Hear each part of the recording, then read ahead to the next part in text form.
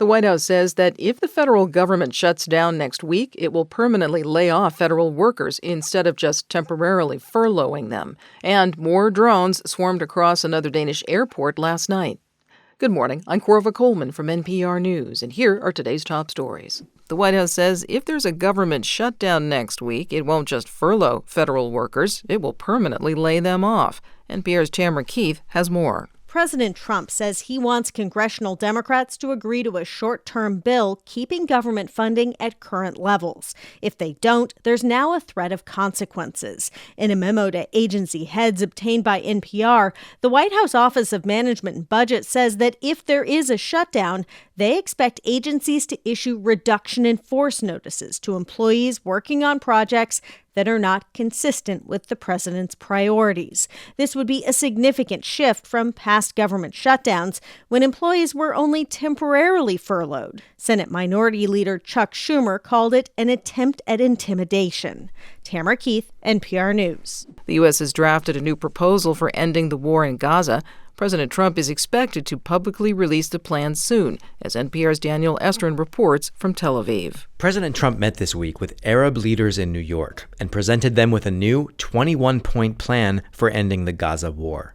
Trump's envoy Steve Witkoff spoke about it at a conference Wednesday. I think it addresses Israeli concerns and as well the concerns of all the neighbors in the region, and we're hopeful and I might say even confident that in the coming days we'll be able to announce some sort of breakthrough. In a statement, Arab leaders said they'd cooperate with Trump's efforts. Trump will meet Israeli leader Benjamin Netanyahu early next week.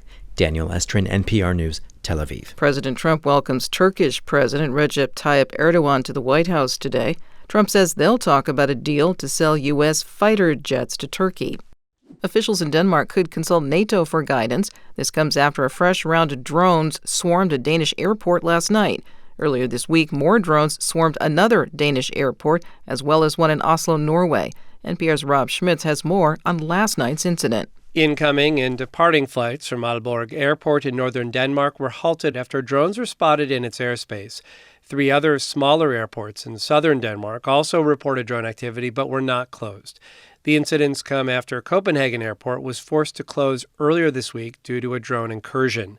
Prime Minister Mette Frederiksen called that incident the most severe attack on Danish infrastructure so far.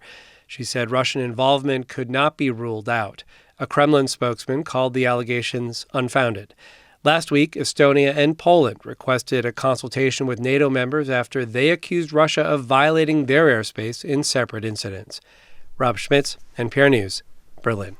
Officials in Bangkok, Thailand, say a gigantic sinkhole has opened in the middle of a road in the capital. The mammoth hole is near a hospital, and it has demolished part of the road. It's dozens of feet deep.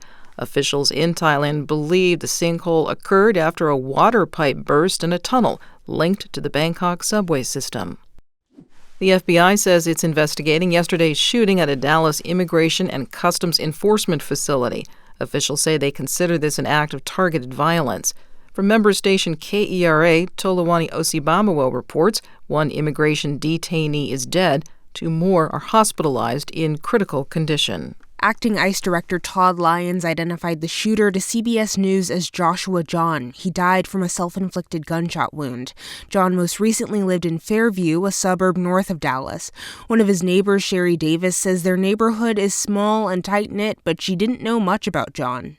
I would have never imagined that such a thing, someone that felt so disenfranchised would live so close to me. Authorities haven't indicated any specific motive, but they did release a picture of 5 unspent bullet casings found at the scene. One had the words anti-ICE written on it. For NPR News, I'm Toluwani Osibamawo in Dallas. The group, founded by the slain conservative activist Charlie Kirk, held an event last night at Virginia Tech. Officials with Turning Point USA are resuming the tour Kirk started when he was killed 2 weeks ago in Utah. Virginia Republican Governor Glenn Youngkin told the students in the crowd to keep speaking out, as Kirk did. The truth is that the question that has been asked over and over again is, who will be the next Charlie? And as I look out in this room and I see thousands of you, I want to repeat the best answer that I have heard. you will be the next Charlie. All of you. The other main speaker for the Turning Point USA event was conservative media pundit Megyn Kelly. The family of a passenger who was killed in January when a plane collided with an Army helicopter over Washington, D.C., is suing the government and the airlines involved. 67 people were killed in the crash. NPR's Joel Rose has more. The lawsuit names American Airlines as well as PSA Airlines, the regional carrier that was operating the flight, as defendants, along with the federal government. The plaintiff is Rachel Crafton, the wife of Casey Crafton, who died in the midair collision.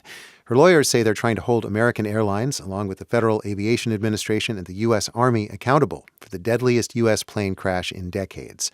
In a statement, American Airlines said that it would fight any allegation the airline caused or contributed to the accident. The family members of other victims are expected to file lawsuits of their own. Joel Rose, NPR News, Washington. Drug makers and foundations are teaming up to make a new HIV prevention drug affordable. 2 separate deals have been announced on the sidelines of the UN General Assembly. NPR's Gabriela Emanuel reports from New York. Lenacapavir is the name of the new medication that's been hailed as a game changer. 2 injections a year provide almost complete protection against contracting HIV. But a big question is cost. Now the Clinton Global Health Initiative, the Gates Foundation, and Unit Aid are teaming up with Indian manufacturers to develop a generic version. The cost they project of $40 a year is on par with the oral HIV prevention drug that's currently available. Gabriela Emanuel, NPR News, New York. The Gates Foundation is also a financial supporter of NPR. Hundreds of people gathered in Greenland's capital, Nuuk, yesterday. They listened as the Danish Prime Minister formally offered an apology. This is for Denmark's role in a decades-long practice of inserting contraceptives in Greenlandic women and girls without their consent. Kavitha George has more. Appearing in Nuuk's downtown cultural center, Danish Prime Minister Mette Frederiksen apologized on behalf of Denmark for the harm health authorities caused, beginning in the 1960s and continuing into the 90s. The air was heavy with emotion as a few of the women recounted their experiences of being forcibly fitted with intrauterine devices as teenagers. Many women were left permanently sterile as a result of the campaign. Naya Luberth says she hopes the apology sets a precedent and that it's followed by reparations. We can finally drop our shoulders. The next thing is to ensure that we get compensation. Luberth is one of 143 women suing the Danish government over the practice of forced contraception. For NPR News, I'm Kavitha George in Nuuk. I'm Corva Coleman, NPR News.